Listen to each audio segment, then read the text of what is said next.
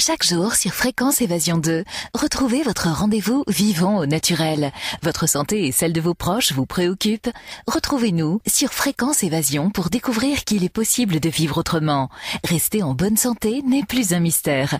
Nous parlons des médecines alternatives, du végétarisme et les bienfaits des produits biologiques. Tous les sujets pour vivre sainement sont abordés dans Vivons au naturel sur Fréquence Évasion 2.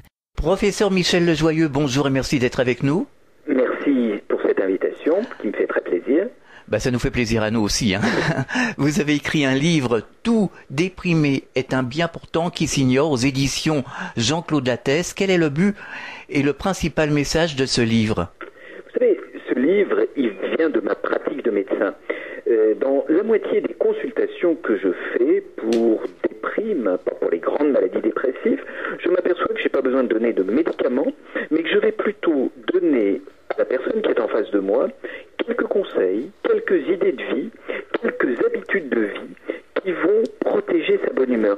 Je vais lui apprendre une chose qui lui paraît étonnante, mais qui est la réalité, c'est qu'elle a sous son crâne une fabrique d'antidépresseurs naturels. La seule chose qui lui manque, c'est le mode d'emploi pour faire travailler cette fabrique d'antidépresseurs. Et c'est ce que j'essaie de faire dans ma pratique, et c'est ce que j'essaie de faire aussi dans ce livre, de vous donner toutes les modes de pensée et de vie qui permettent d'être de bonne humeur. Alors nous vivons dans une société de plus en plus agitée, stressante.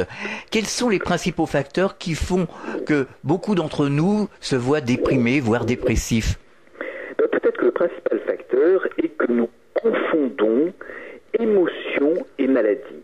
Quand le temps est gris, quand la météo n'est pas de la partie, quand le social n'est pas là, on peut être un peu agacé, énervé, de mauvaise humeur, mais on n'est pas malade. Il faut vraiment faire la différence entre la maladie dépressive, qui comme tout état nécessite un avis médical, et une certaine morosité qui va très simplement se travailler avec des petits exercices. Vous savez, on a appris l'idée qu'on entretenait sa bonne forme physique avec une manière de manger, une manière de bouger. C'est pareil pour la bonne humeur, on peut l'entretenir. Alors, quels sont les principaux symptômes qui peuvent faire penser à une dépression? Alors, la dépression, au sens de la maladie, c'est une perte d'envie, c'est une perte des capacités. Notre déprime quotidienne, c'est simplement un oubli de ses qualités, et il va falloir se les rappeler, les retrouver pour aller mieux. Alors aujourd'hui, on organise des clubs de rire, on dit qu'il faut rire. C'est vrai que les gens aujourd'hui n'ont pas tellement envie de rire vu la situation, vu ce qui se passe. C'est plutôt morose, en règle générale. Que faut-il faire pour retrouver le sourire, pour retrouver les mécanismes qui font que, on aille bien, quoi? Pas tellement un club de rire. Vous savez, moi, je pense que tout ce que je propose, moi, sont des techniques qu'on peut utiliser seul, indépendamment d'un club. Mais là encore, avec des bases scientifiques. Ce qui est important, c'est de ne pas être dans une sorte d'incantation de la bonne humeur. Soyez heureux, il n'y a rien qui rende plus malheureux, qu'au fond de voir qu'est-ce qui médicalement est efficace. Et vous parliez du rire. Moi, j'ai vu des choses très étonnantes et que je cite en détail dans mon livre. Une expérience américaine qui a rapproché un médecin de médecine esthétique et un psy en Californie. Ce médecin de médecine esthétique abusait un peu chez ses patientes, surtout des patientes, heureusement on ne fait pas ça en France, du botox pour leur créer un sourire un peu crispé. Et de quoi s'est-il aperçu? C'est que les dames qui avaient un sourire un peu crispé étaient aussi de meilleure humeur. Mon projet est évidemment pas de défendre le botox, mais de dire qu'un sourire, même un peu forcé, va rendre de bonne humeur, et là encore avec des bases très biologiques, c'est-à-dire que le sourire envoie, quand on écarte les coins de ses lèvres, vous voyez, il suffit qu'on le fasse là, vous et moi, on envoie à notre cerveau un message positif et on lui fait fabriquer les hormones de la bonne humeur. Est-ce que l'on peut soigner justement certains types de déprime, de dépression par des moyens naturels? En tout cas, on peut évidemment, la dépression au sens de la maladie va nécessiter un avis médical. Bien sûr. En tant que professeur de médecine, vous inciter à des imprudences médicales. Mais la déprime, bien sûr que ça se soigne par des moyens naturels. L'adrénaline, qui paraît quelque chose de très fixé, ça dépend complètement de notre style de vie. C'est l'hormone du stress, celle qui fait battre le cœur, qui est mauvaise pour les vaisseaux. Et la sérotonine, qui est l'hormone de la bonne humeur, elle aussi, elle dépend de notre style de vie. Alors vous dites qu'il existe un effet euphorisant de la musique en général, de certaines musiques en particulier, et vous faites souvent des ordonnances de musique. Effectivement, la musique est efficace, au point qu'elle est utilisée dans certains services hospitaliers. Par exemple, les nourrissons non prématurés. On va utiliser de la musique pour faire pousser leurs neurones. On voit qu'il y a un effet de stimulation du facteur de croissance neuronale par la musique. On augmente là encore ces hormones de la bonne humeur. Et alors j'ai été très content parce que les données scientifiques se sont rapprochées de mes goûts musicaux. J'ai vu un morceau de musique particulièrement efficace sur l'humeur, qui est la sonate de piano de Mozart, Köchel 448, et il est montré que celle-là, écoutée tranquillement, une demi-heure par jour, dans une ambiance bien relaxée, avec ce qu'on pourrait appeler un peu une méditation en amateur, va avoir un effet objectif sur votre bonne humeur. Alors vous dites également, les hormones cérébrales de la bonne humeur sont en grande partie fabriquées par l'intestin et il existe des aliments qui stimulent cette production par l'intestin des molécules de la bonne humeur. Oui, tout ça vient de deux types d'expériences. Le premier, ce sont des enquêtes sur des énormes populations et des centaines de milliers de personnes. Et ces enquêtes nous montrent que les gens de bonne et de mauvaise humeur ne mangent pas la même chose. Il y a des régimes de bonne humeur et des régimes de mauvaise humeur. Et l'autre chose, c'est que nous sommes en train de découvrir ce qu'on appelle le microbiote, c'est-à-dire la flore intestinale, et de voir comment cette flore intestinale fait fabriquer, je vous parlais de la sérotonine tout à l'heure, la sérotonine qui est l'hormone de la bonne humeur. C'est-à-dire que l'hormone de la bonne humeur qui va stimuler le cerveau, elle est fabriquée par l'intestin. Et on en arrive à découvrir des psychobiotes, c'est-à-dire des aliments qui, consommés 3 fois par semaine, sont accompagnés d'un plus grand niveau de bonne humeur. Retrouvez-nous sur Fréquence Évasion pour découvrir qu'il est possible de vivre autrement.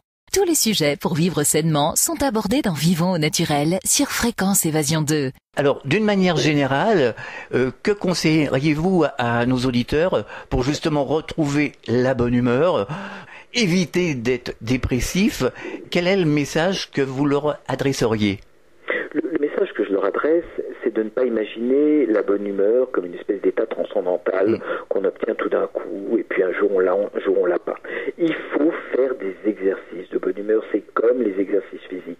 Par exemple, le fait de faire 2h30 d'activité physique par semaine, en bougeant beaucoup les bras, sans s'épuiser, va avoir un effet objectif sur la bonne humeur.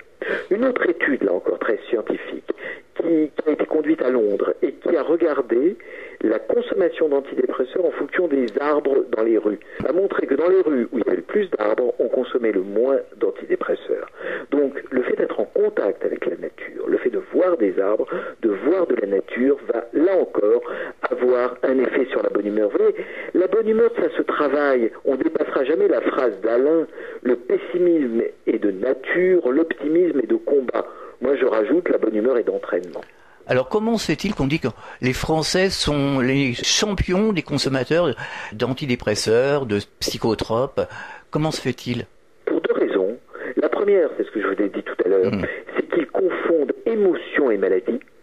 Il y a un grand risque que si vous allez voir un médecin en disant que vous êtes énervé, agacé, fatigué, on considère ça à tort comme de la dépression et qu'on vous donne des antidépresseurs. Et la deuxième chose, mais mon livre, et je suis content de l'audience qu'il a eue à ce titre-là, il contribue, les Français ne connaissent pas assez la manière d'entretenir naturellement leur bonne humeur. Et c'est un fait de société, je veux dire, parce qu'avant les Français étaient plutôt joyeux. Oui, mais là encore, dans le domaine du psychisme, toutes ces données récentes ne sont, à mon avis, pas assez appliquées. Vous donnez des conférences? Oui. Alors comment réagissent les gens justement en conférence? Ils vous posent des questions, pourquoi viennent-ils vous voir? Je crois qu'ils viennent me voir comme quand on va voir un médecin parce que, j'allais dire, ils veulent des conseils de bonne santé. Alors, dans un certain nombre de cas, j'ai des incitations et des gens qui sont sous médicaments et qui disent je veux arrêter tous mes médicaments. C'est évidemment pas mon projet, oui, je ne remplace pas le style de vie par les médicaments. Mais de plus en plus de personnes veulent connaître les secrets de ce style de vie qui est un style de vie protecteur. Pour terminer, est-ce que vous auriez quelque chose à ajouter? J'ai ajouté, on sépare trop le corps et l'esprit. Vous voyez, on a peut-être à apprendre aussi, par exemple, des médecines orientales ou des cultures orientales qui savent que le corps et l'esprit vont de pair. Mais ça paraît aberrant à certains de se dire que l'alimentation, l'activité physique vont agir sur l'esprit. Notre corps et notre esprit ne font qu'un. La biologie est sous le contrôle du mental et réciproquement. Donc n'oublions pas que la santé, c'est aussi une santé de l'esprit et du corps. C'est des choses toutes simples, vous voyez. En se lavant les dents, entretenant ses dents, en n'ayant pas d'infection dans les dents, on va être de meilleure humeur. En ne prenant pas des antalgiques tout le temps qui vont gommer les accès de bonne humeur. Et c'est vraiment... On était dans un paradigme. Pour être de bonne humeur, il fallait être assis dans un fauteuil et réfléchir. Aujourd'hui, on est dans un nouveau paradigme où il va falloir bouger, se lever du fauteuil et faire des expériences stimulantes. Alors le soleil aussi, hein, le ciel bleu, le soleil, les couleurs, tout ça, ça a un effet positif.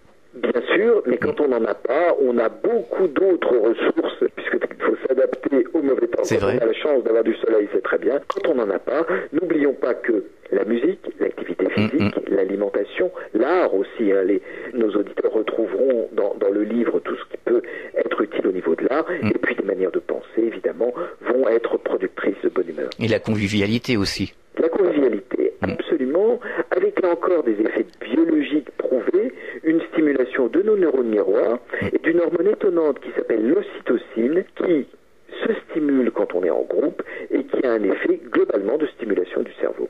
Alors vous avez un site internet ? Oui, j'ai un site où je propose des mises en pratique de tout cela, mais c'est peut-être générationnel, je pense que l'essentiel passe encore par l'écrit. Je préfère envoyer à mon livre qu'au site internet, parce que je pense que vraiment, je serais gêné par le fait que le temps du virtuel remplace, vous voyez, même si on vous écoute sur internet, mais qu'après, je pense qu'il faut prendre le temps d'une certaine réflexion sur l'écrit aussi. Oui, mais on doit pouvoir retrouver les dates de vos conférences, enfin, certains renseignements, voilà. Professeur Michel Lejoyeux, merci d'avoir partagé ce moment avec nous et bon courage pour vos projets en tout cas. Merci. Merci, au revoir. Sur Fréquence Évasion, vivons au naturel. Fréquence Évasion.